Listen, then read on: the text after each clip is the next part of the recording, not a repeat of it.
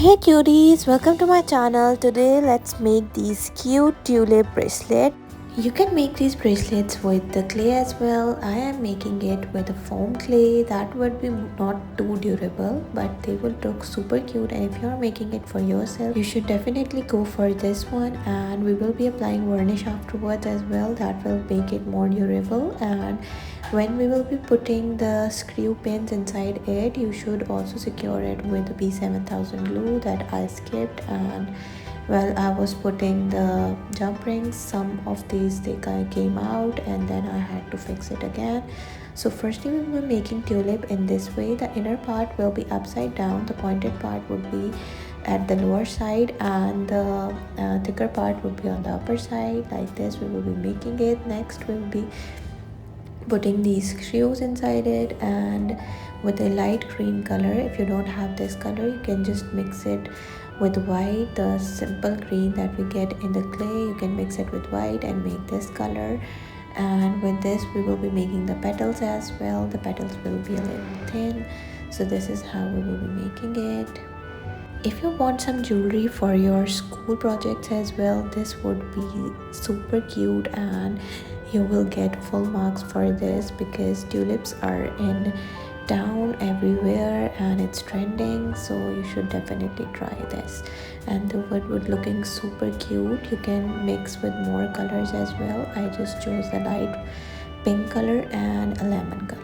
So next we will be making some simple flowers as well, which we will be putting on the both side. So we will be making the flowers small because we have to match it with the bracelet. They shouldn't be too big, otherwise they would look too big on your hand, on your arm. So this is the ratio we will be taking and we'll be making the flowers.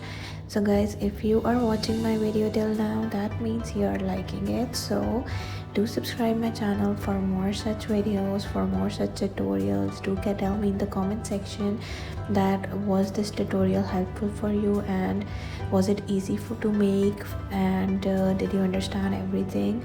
So next, if you don't want to make these flowers and if you have these type of beads, anything like that, you can also put those inside it. One bracelet I will be making with the bead and the others I will be making with the clay, because if you're playing with the clay and if you don't have beads, then definitely you should go with these clay flowers, because only tulip would not look that good. Now I am taking this chain because it was available to me. You can also take a little thicker chain because in bracelets that look more good. And you can also take the golden color. I mostly prefer silver, so I will be taking the silver chain. We will be dividing the chain into the half like this because we have to put the tulip in the center, and that we will be doing with the, if you don't have this tool as well, you can just do it with the scissors. It will be a little difficult for you to deal with that, but if you are fond of making jewelries and all these, you should have these stuffs with you. These are the jump rings, then we have lobster locks, and these are the other locks that we need. So this is how we will be putting the tulip inside, and we will be putting the jump ring on both the side and the chain on both the sides as well. So this process is a little tricky, but if you are fond of making these things, you can do it.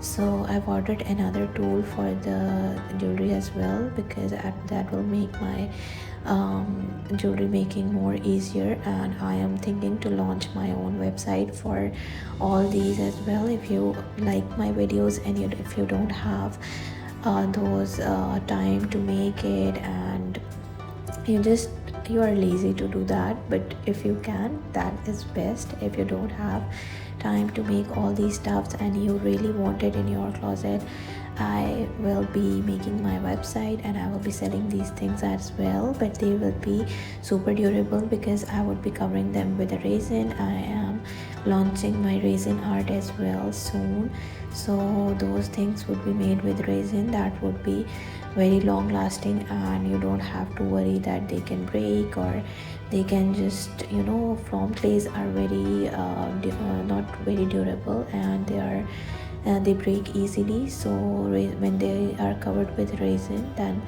they get more durable and easy to use as well, and they give you a market look. So we will be launching the website soon, and do tell me in the comment section if you want me to start my own shop and sell all these things, or you don't want me to do that.